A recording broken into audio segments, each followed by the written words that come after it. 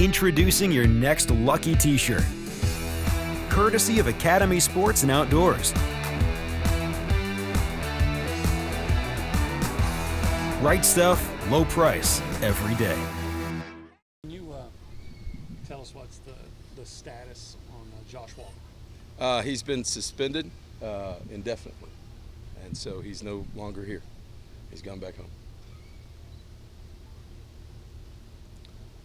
Can you talk about some positions like running back, or going to still staff evaluation on that? Yeah, I think right now you'll get a two-deep, a preliminary two-deep tomorrow morning.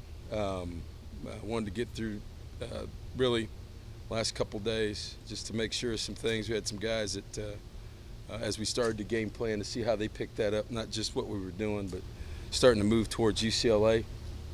I think you're going to look and see. We feel real comfortable, obviously, with the top 5 backs, but the majority right now, I think you're looking at really the 3 guys that have kind of put themselves at another level, or James White.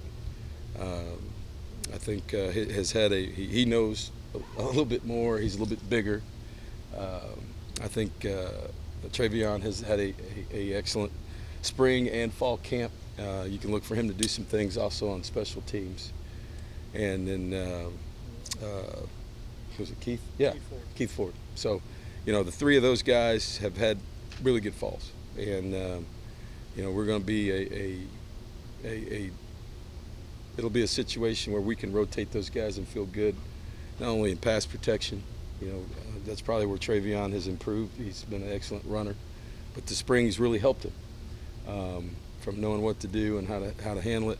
He's doesn't have the probably the maturity level or the strength level of those other 2 guys, and he shouldn't because he just got here. But he's got great ball skills, and so those 3 guys will be the primary guys. But that's not to say Bussey's had an excellent spring and summer, and so is Kwame Etwe. So, we've got 5 guys that we feel good about right now. With those top 3 are going to be the guys that are going to be the probably the main guys. You said Josh is suspended indefinitely. Is there a chance he could get back on the team? That's what I said. Coach, have you seen things shape up on the offensive line a lot like the running back position? Some guys that are sticking out to you?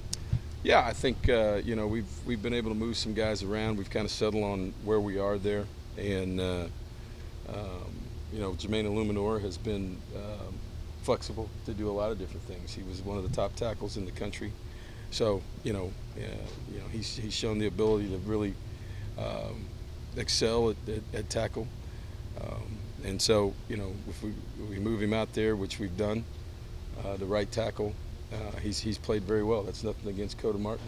Coda's been really, really good too, but right now, Jermaine has kind of surfaced, not kind of, but has played very well last week. So moving him to right tackle gives us some flexibility with 2 older guys that are very, very athletic, with he and Avery to be able to protect the passer on both sides. And then we've got a lot of pieces that can play inside at guard. And then that gives us some flexibility with Coda and Tank Davis, to be flexible players at tackle to move around either as backups or help us inside. What kind of pressure has Prater made?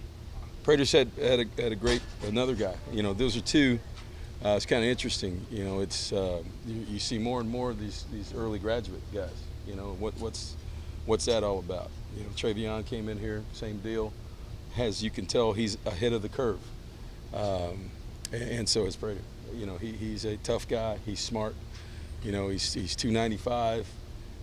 He'll hold his own in there. He's been in there since spring. Here's a guy who's supposed to go to the prom, and he's in there with Kingsley Kiki and Dalen Mack and those guys, and that helped him in the off season.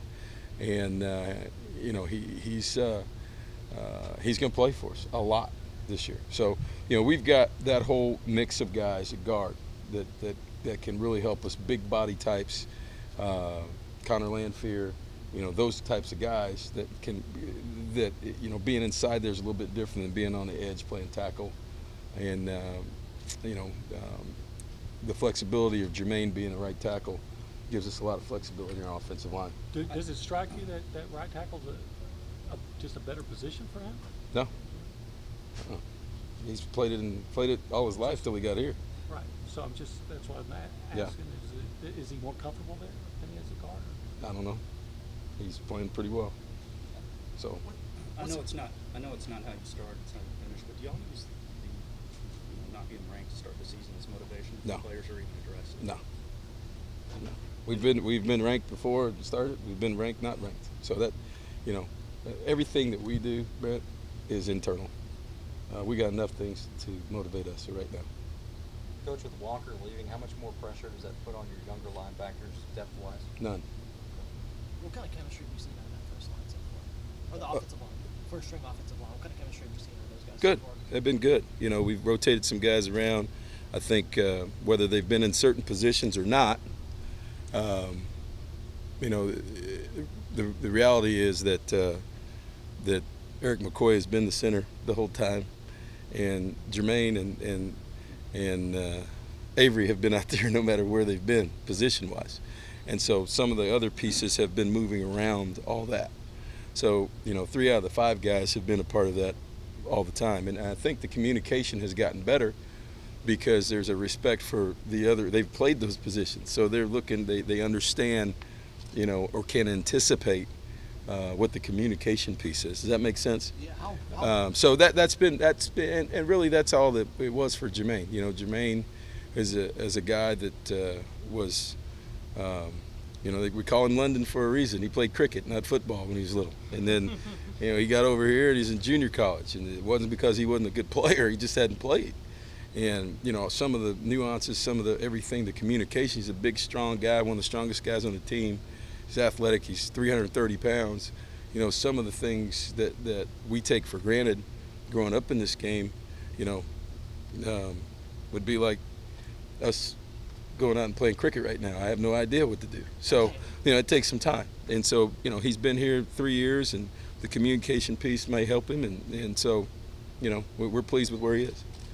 Some of the players have asked him about Miles and mentioned how unique he is in terms of finding reading books, listening to some music. How unique have you found his interest? What kind of guy do you describe him as often? Different. He's. I've said it before. He marches to his own drum. So his jump. It's just what he does. He's a guy that you won't even know he's there half the time. That kind of keeps to himself, not loud. And then when he opens his mouth and says something, people listen.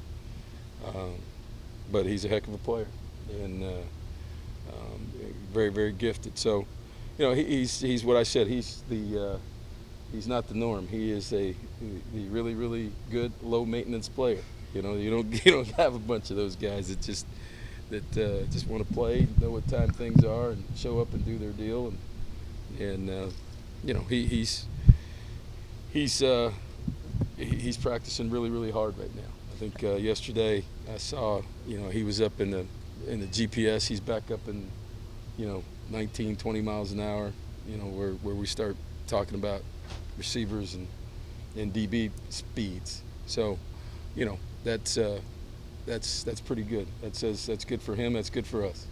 And when they talk about him being the possible number 1 overall draft pick, that's nothing but good for the program as well. It's great. It's great for him. And what I've said before, Brent. That's if he does that, that means he's played very well for us, and that's a plus for everybody. Kevin, do you know who who your starting lineup is now for next week, or do you still have Yes. some positions that you're still working out? Yes, I do. I'm sorry, I don't know what the answer is. You said yes on both. Yes, I do. I do know who the starting lineup is. have any of the corners separated themselves? We have, if you want to know what the starting corners are, is that what you want to know? Sure. Or who just separated? Well, we've got 4 deep. All right, so the 2 deep will be out tomorrow, guys. I'm not going to go through every 22, 44 guys right now. All right, we'll give you a list tomorrow. It'll be the same guys that you've seen. So we feel comfortable right now. Nick Harvey split time with Brandon Williams last year. People forget about that. And Brandon was a 3rd-round pick. Nick's played very well. Donovan Wilson has bounced back and forth. Nickel, the chart might be a little confusing. There may be some oars on there, so you guys will be mad but and there'll be more than 11 positions on defense because we play a lot of different defenses. So Donovan Wilson, has played some corner. He's playing some nickel. Depends on what we put out there. But